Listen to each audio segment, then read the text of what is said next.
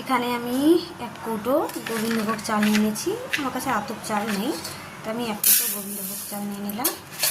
আর মুসুরির ডাল প্রায় হাফ কৌটোর একটু বেশি হবে, মুসুরির ডাল দিলাম। আর এখানে এক কৌটো সবুজ মুগের ডাল। এই সবুজ মুগ ডাল, মুসুরির ডাল আর চাল দিয়ে আমি ভিজিয়ে রেখে দেব। দুপুরবেলা দুটোর সময় ডালগুলো বেটে রেখে দিয়েছিলাম, এখন এরম হয়ে গেছে। এবার এর মধ্যে পরিমাণ মতো নুন দিয়েছি আর সামান্য একটু মিষ্টি দিয়েছি, দিয়ে ভালো করে এটাকে ফেটিয়ে নেব।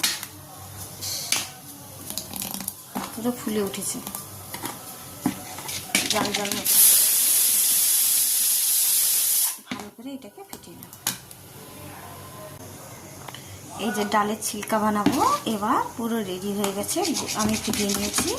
এবার এখানটায় আমি চাটুর মধ্যে তেল দিয়ে দিয়েছি। তেল দিয়ে একটুখানি জল দিয়ে শুকনো ন্যাকড়া দিয়ে মুছে নিয়েছি। এবার আমি ছিলকা বানানোর জন্য মশলাটা দিয়ে দেবো।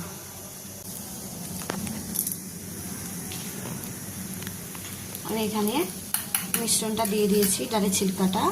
যেহেতু ছিলকা বানাচ্ছি ডাল দিয়ে, এবার ধোসার মতনই হবে। এর উপর দিয়ে দেবো একটু রিফাইন তেল। ধোসার মতনই হবে, তরকারিও ঠিক একই রকম বানিয়েছি, খেতেও ধোসার মতনই হবে। শুধু চাটনিটা বানাইনি। আর এখানটা আমার আছে এতটা, কয়েকটা বানিয়ে নিয়েছি। আর এখানে আমি বাটিতে জল রেখেছি, আর এই বাটিটা দিয়ে পেছনটা দিয়ে ঘষে দিই। এরম করে পেছনটা ঘষে দিই। বাটিটা জলে ভিজিয়ে নিলে কি হয়, ঘষতেও ভালো হয়। এবার এটা হতে থাকবে। এখানটা আমি এখানে কয়েকটা বানিয়ে নিয়েছি, খেতেও দিয়ে দিয়েছিলাম কয়েকটা বানিয়ে, খাওয়া হয়ে গেছে কয়েকটা। এখানে বানিয়ে নিয়েছি, এরম দেখতে হবে, পুরো পাতলা। আর এখানটায় তার জন্য ধোসার মতো তরকারিও বানিয়ে রেখেছি। সঙ্গে আচার আছে, 2 রকম আচার আছে সঙ্গে। এবার আচার দিয়ে আর এই তরকারি দিয়ে ছিলকাটা খাওয়া হবে।